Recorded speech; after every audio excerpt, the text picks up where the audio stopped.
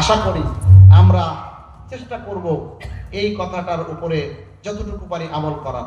আমি মিলাবো, আজকে বাড়ি দিয়ে মিলাবো, রাতে ঘুমানোর আগে বালিশে মাথা দিয়ে 1 মিনিট চিন্তা করে দেখবেন যে আমার চলার মধ্যে জাহিলিয়াত আছে কিনা, আমার কথার মধ্যে জাহিলিয়াত হয় কিনা, আমার পারিবারিক জীবন যেভাবে চালাচ্ছি এর মধ্যে জাহিলিয়াত আছে কিনা, আমার অর্থনৈতিক লেনদেন যেটা আমি করি সেখানে জাহিলিয়াত আছে কিনা।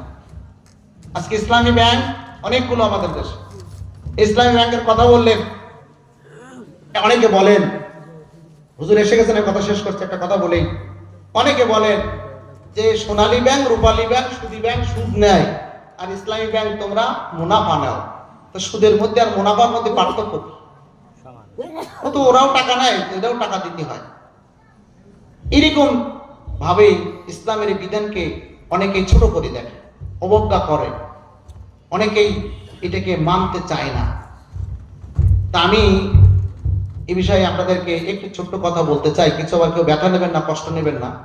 সেটা হলো যে আমার আব্বা একসময় মেম্বার ছিলেন, আপনারা জানেন, দেশ স্বাধীনের পরপরই আনকন্টেস্ট মেম্বার ছিলেন, পাকিস্তান পিরিয়ডের এক টার্ম ছিলেন, 10 বছর মেম্বার ছিলেন।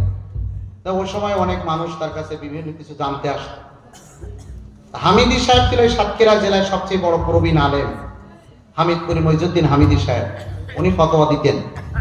আমার আব্বার কাছে আমি শুনেছি, আব্বা আমাকে বলেছেন, বলতেন ওনার কাছে প্রথম যখন রেডিও আউট ছিল, রেডিও তখন তো এরকম ঘরে ঘরে রেডিও ছিল না, হাতে হাতে গান বাজনা ছিল না, হয়তো একটা গ্রামে একটা রেডিও আতে কারো ছিল না। রেডিওর গান শোনা যাবে কিনা, রেডিওর গান না, রেডিও বাড়িতে রাখতে পারবে। হামিদ সাহেব জ্ঞানী মানুষ, বিজ্ঞ মানুষ, উনি বলেছিলেন যে মেম্বার সাহেব আপনার বাড়িতে গাই গরু আছে, গাভী আছে? তো না, হয় আছে। তা আপনার গাভী কি শুধু দুধ দেয় না সেনাও দেয়? দুধও দেয়, সেনাও দেয়। তা আপনি যদি কেড়িটাই দিকে ঘুরাই ধরেন বাটের নিচে, তাহলে সুন্দর সুস্বাদু দুধ হালা। আর যদি একটু 6 ইঞ্চি কি 4 ইঞ্চি পিছন দিকে সরে যায় তাহলে কি হবে? হারাম। হারাম।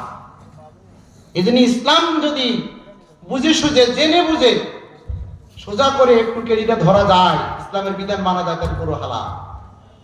আর যদি একটু ঘুরেই যায়, আমি মেনে না চলি, তাহলে হবে হারাম।